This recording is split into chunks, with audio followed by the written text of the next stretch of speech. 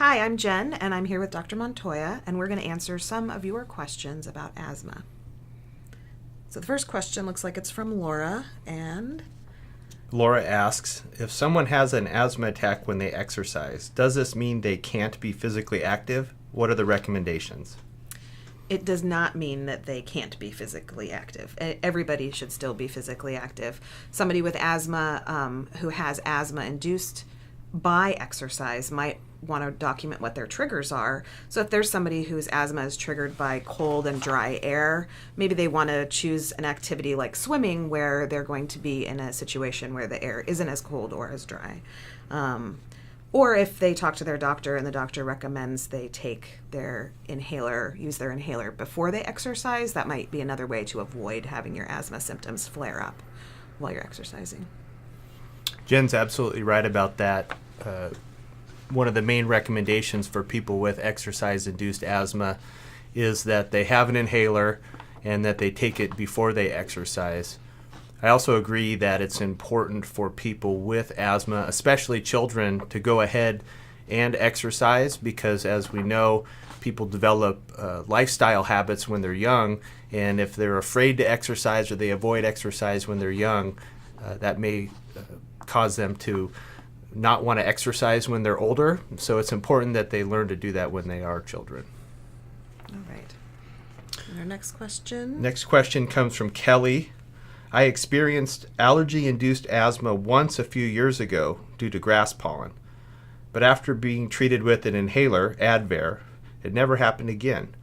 I know pollen counts have been as high or higher than that particular year, so I'm curious why the condition hasn't recurred. Well, my guess would be that if that was the case, that probably there was something else going on, that it maybe wasn't just, those symptoms weren't triggered just by the grass pollen. So maybe there was a viral component, or maybe there was something else going on in the environment at that time that would trigger those symptoms that hasn't happened since, or it may not have actually been asthma. Yeah, that's an interesting situation. I would agree with Jen. It's hard to know why that only happened one time and not since then. It may have in fact been asthma, and it probably was because of some combination of things, not just the pollen, but something else going on. In any event, it's good to be aware of your symptoms, and should those occur again, it's probably a good idea to go in and see the doctor again and maybe get some tests done. Some allergy testing, maybe? Allergy testing or testing specifically for asthma. Got it. Next question comes from Lana. If asthma is so common and requires medicine, especially in an acute asthma attack, and nothing is new, why does the cheapest emergency albuterol inhaler have a $50 copay? That's, probably feels like a lot of money to most people. So I know that you just did some research on that with our pharmacy department. Yeah, I just talked to the pharmacist. The good news is that it appears a new generic has come out, and so that should be available on our health plan for a much lower copay.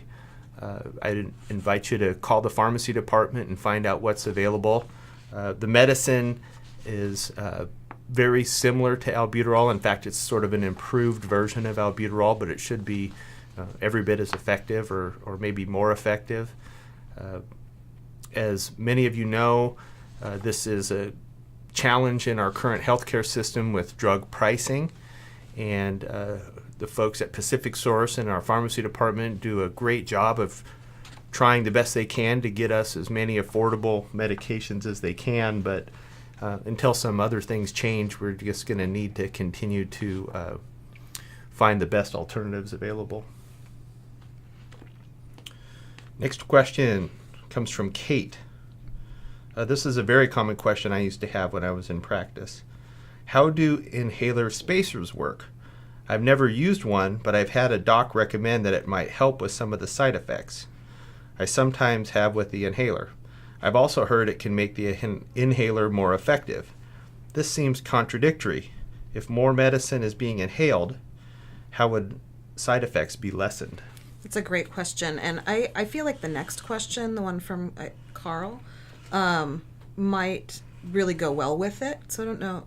Yeah, so Carl asks, members of my family have been diagnosed with asthma, both pollen and allergen-induced, and from birth used spacers differently. I've heard that not using a spacer and using one's inhalers by directly breathing the medicine in may not be the correct way of getting a dose of the medicine. Are spacers recommended at all times for children and for adults? So I feel like those questions go really well together. And no, spacers aren't recommended at all times with all medications.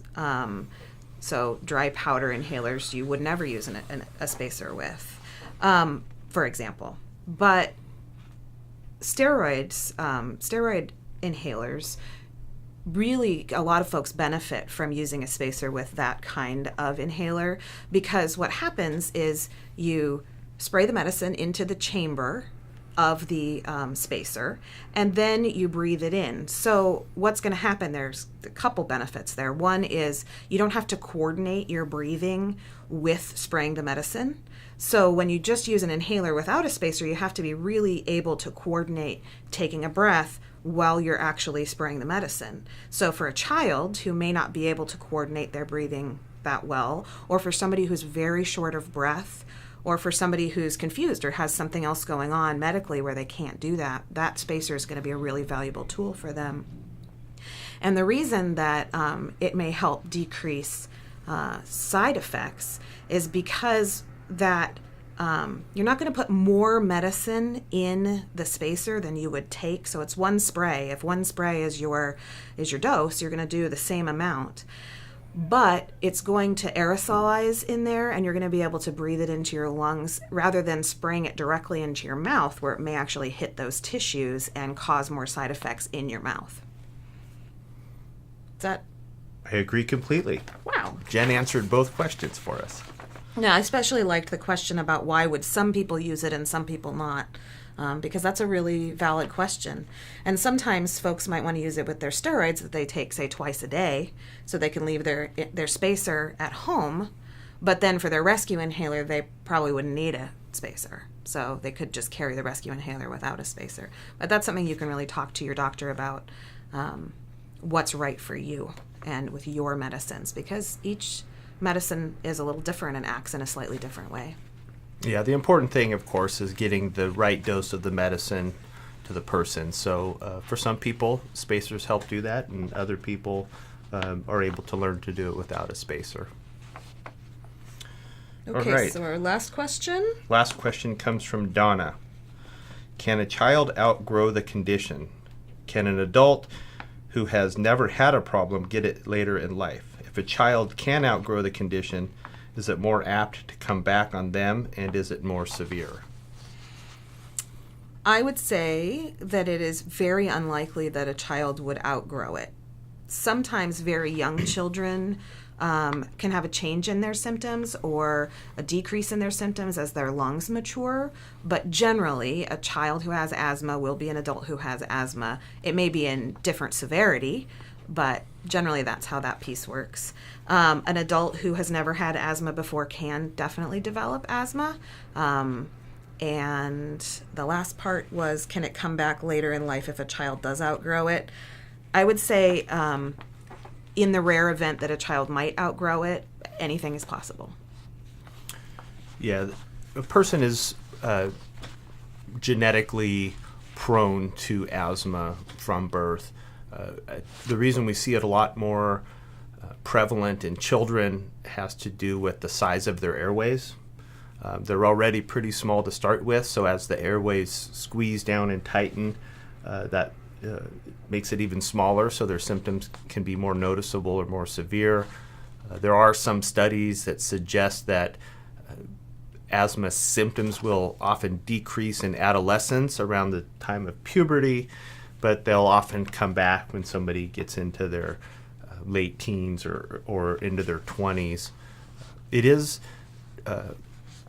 not common, but it is reported that sometimes people will have no asthma conditions for many years of their lives and can develop asthma as they get older. However, there's also a lot of other things that can happen when somebody gets older due to years of exposure to different substances, maybe at home, secondhand smoke, maybe in the workplace. And so I think it's really important if somebody's never had asthma in their whole life and they start developing some sort of shortness of breath or wheezing, that they really do see a doctor and get that checked out, because although they may think it's asthma, it may feel like asthma.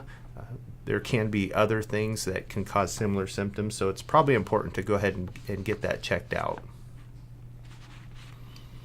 All right, so we have answered all the questions, and thank you so much for asking the questions. That really helps us know where to focus and how to bring you the most information. So thanks again. Take care. Bye.